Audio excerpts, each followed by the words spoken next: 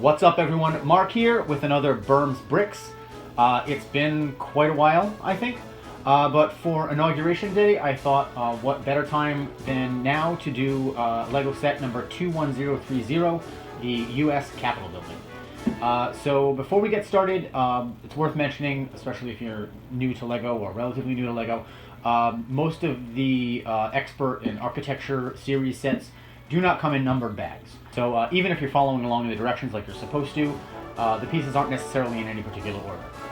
So I have already opened everything up, as you can see, and done my separating, sorting, knolling, whatever you want to call it. That can be sort of controversial depending on how you like to do it. Everybody has their own method. As for me, you can see I like to actually stick the pieces together, though not all the way. That just sort of helps me keep the part together. It helps keep them from rolling away, certain pieces which might tend to do that. And it helps keep the pieces distinguishable by not putting them together all the way. So you can see some of the stacks kind of have a bend to them. And really it just kind of helps visually differentiate the parts so that, for example, a stack of plates doesn't look like a stack of bricks. So that's really it. So as usual, the assembly is going to be in time-lapse. Before we get into it, I just want to thank you all again for continuing to watch these videos and continuing to support my channel. Please give the video a thumbs up if you like it, or a thumbs down if you don't. Either way, leave a comment down below, and please subscribe to the channel if you haven't already. Just click the red button down below or the watermark in the corner, and when you do, make sure you hit that bell icon so you get a notification every time I have a new video out. Alright, let's get building.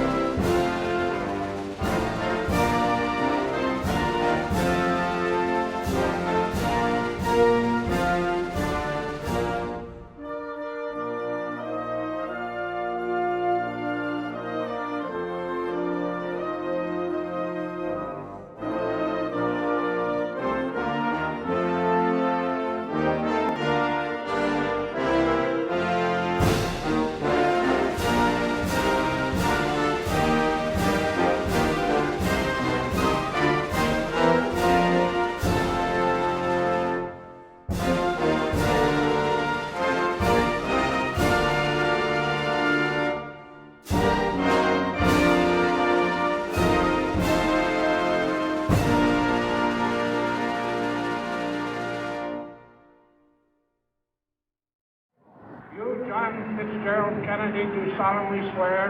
I, John Fitzgerald Kennedy, do solemnly swear. That you will faithfully execute the office of President of the United States. That I will faithfully execute the office of President of the United States. And will, to the best of your ability. And will, to the best of my ability. Preserve, protect, and defend the Constitution of the United States. Preserve, protect, and defend the Constitution of the United States. So help you God. So help me God. Vice President Johnson, Mr. Speaker, Mr. Chief Justice, President Eisenhower, Vice President Nixon, President Truman, Reverend clergy, fellow citizens. We observe today not a victory of party, but a celebration of freedom, symbolizing an end as well as a beginning, signifying renewal as well as change. For I have sworn before you and Almighty God the same solemn oath our forebears prescribed nearly a century and 3/4 ago.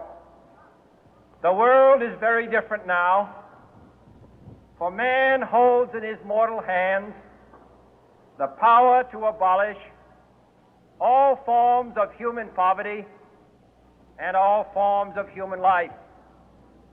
And yet the same revolutionary beliefs for which our forebears fought are still at issue around the globe.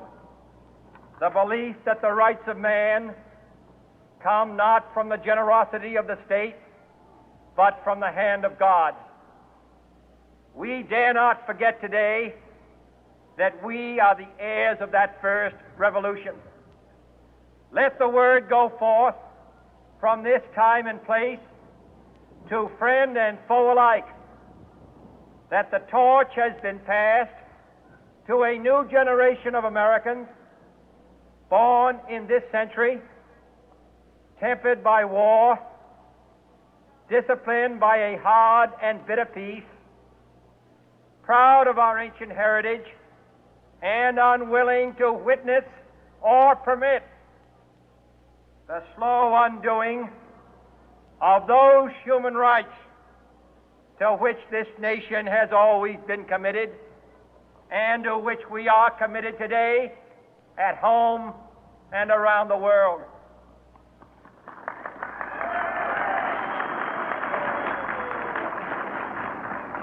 Let every nation know, whether it wishes us well or ill, that we shall pay any price, bear any burden, meet any hardship, support any friend, oppose any foe to assure the survival and the success of liberty.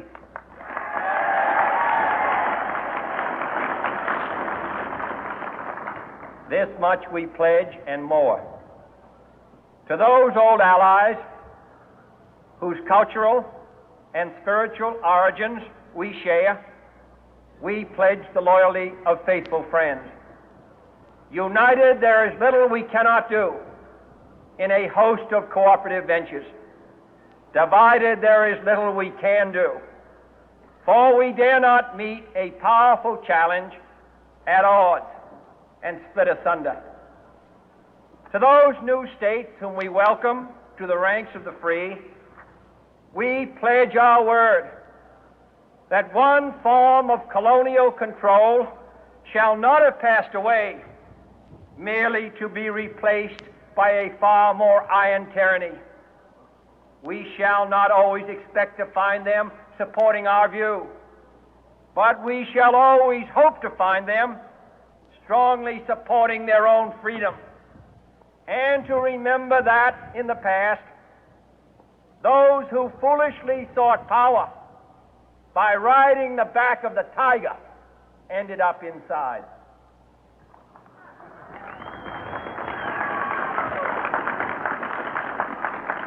To those people in the huts and villages of half the globe struggling to break the bonds of mass misery, we pledge our best efforts to help them help themselves for whatever period is required, not because the communists may be doing it, not because we seek their votes, but because it is right.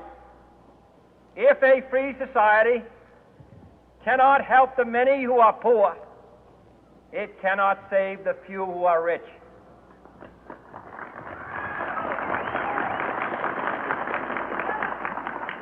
To our sister republics south of our border, we offer a special pledge to convert our good words into good deeds, in a new alliance for progress, to assist free men and free governments in casting off the chains of poverty.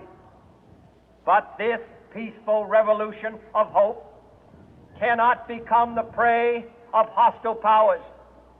Let all our neighbors know that we shall join with them to oppose aggression or subversion anywhere in the Americas. And let every other power know that this hemisphere intends to remain the master of its own house.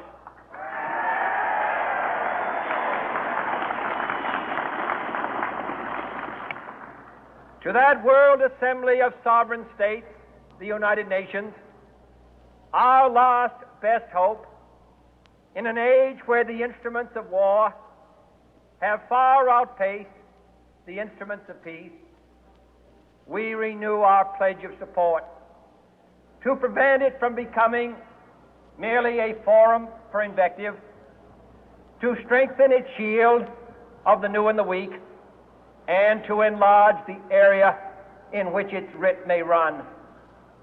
Finally, to those nations who would make themselves our adversary, we offer not a pledge, but a request that both sides begin anew the quest for peace.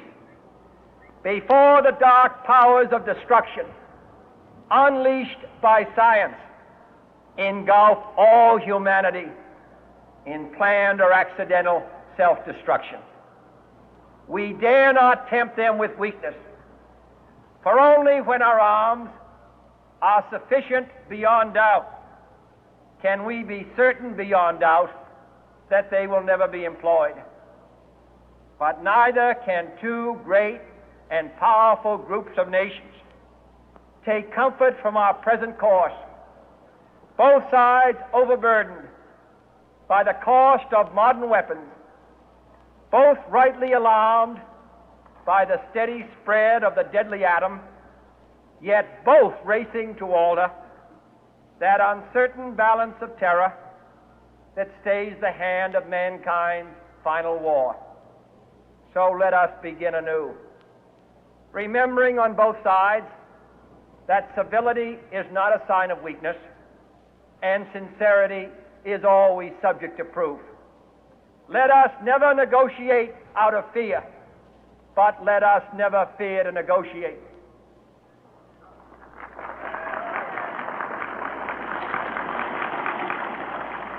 Let both sides explore what problems unite us, instead of belaboring those problems which divide us. Let both sides, for the first time, formulate serious and precise proposals for the inspection and control of arms, and bring the absolute power to destroy other nations under the absolute control of all nations.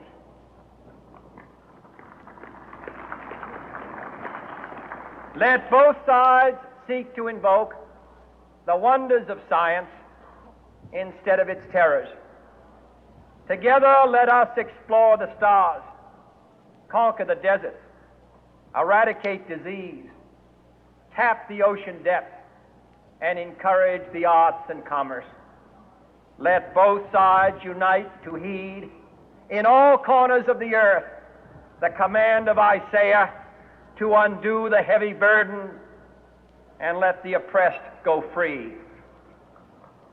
And if a beachhead of cooperation may push back the jungle of suspicion, let both sides join in creating a new endeavor, not a new balance of power, but a new world of law, where the strong are just and the weak secure and the peace preserved. All this will not be finished in the first 100 days, nor will it be finished in the first 1,000 days, nor in the life of this administration, nor even perhaps in our lifetime on this planet. But let us begin.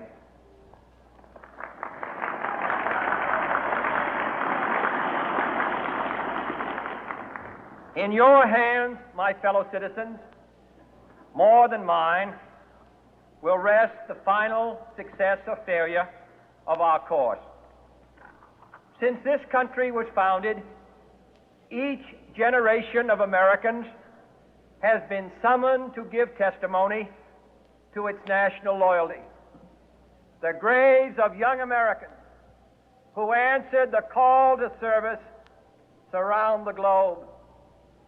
Now the trumpet summons us again, not as a call to bear arms, though arms we need, not as a call to battle, though in battle we are, but a call to bear the burden of a long twilight struggle, year in and year out, rejoicing in hope, patient in tribulation, a struggle against the common enemies of man, tyranny, poverty, disease, and war itself.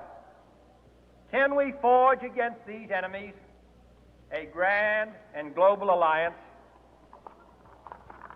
North and South, East and West, that can assure a more fruitful life for all mankind. Will you join in that historic effort?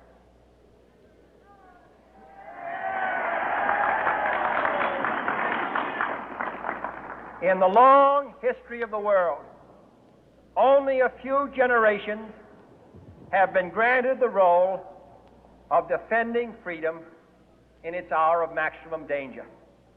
I do not shrink from this responsibility. I welcome it.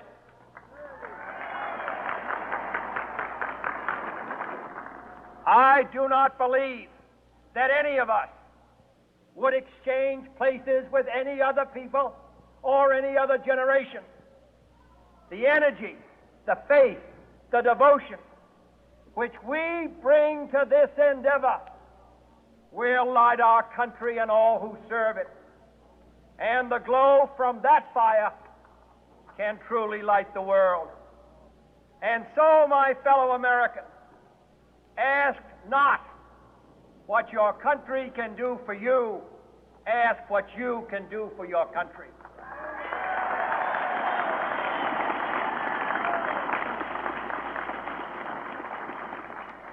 My fellow citizens of the world, ask not what America will do for you, but what together we can do for the freedom of man.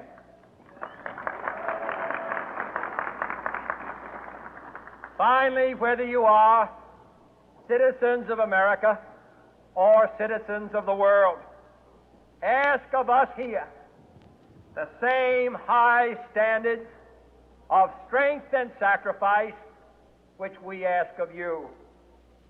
With a good conscience, our only sure reward, with history the final judge of our deeds, let us go forth to lead the land we love, asking His blessing and His help, but knowing that here on earth, God's work must truly be our own.